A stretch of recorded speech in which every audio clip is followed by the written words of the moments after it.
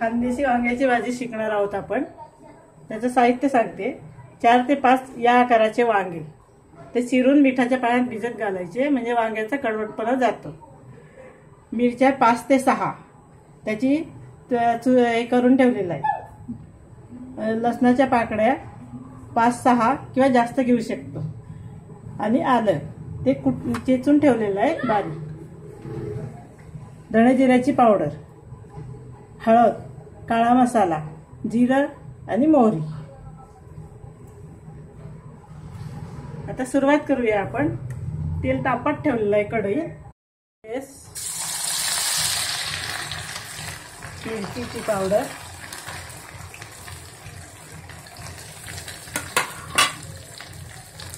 मोहरी, जिरं हे थोडं परतून घ्यायचं चांगलं।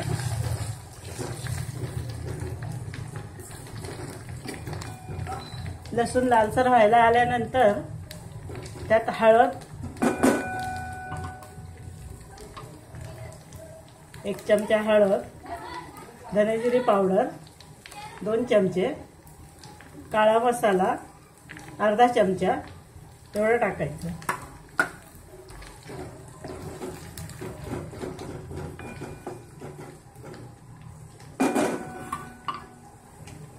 आता वांगे घालूया।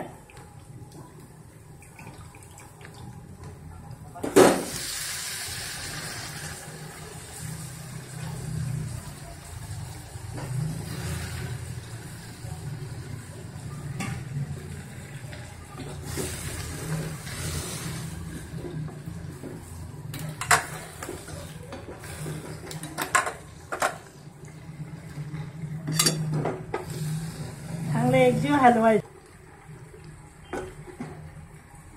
हे एकजीव हलवून घेतलेलं आहे, झाकण ठेवायचं।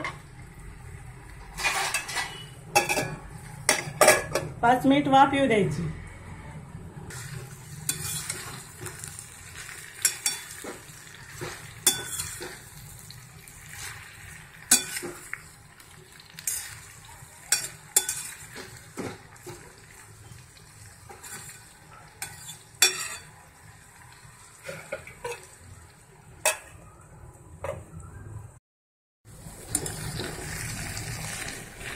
पाच मिनिटानंतर पाणी टाकायचं 1 ग्लासभर, आणि आता चांगली मऊ सूप शिजू द्यायची। याला साधारण 20 ते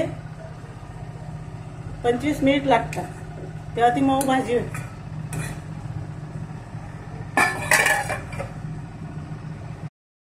साधारण 10 मिनिट झालेलं आहे, आपल्या भाजीला शिजून झालेली आहे। भाजी आटून घेऊ आपण।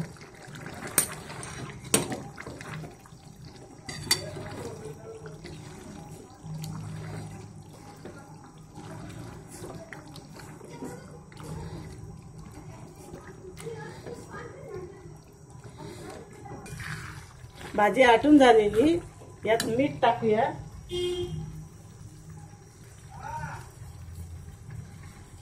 मीठ चवीनुसार टाकायचं। कोथिंबीर टाकूया।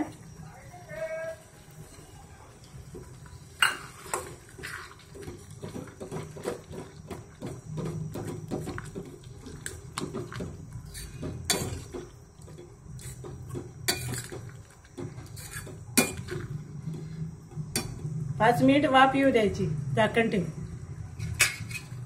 वांग्याची भाजी तयार झालेली आहे।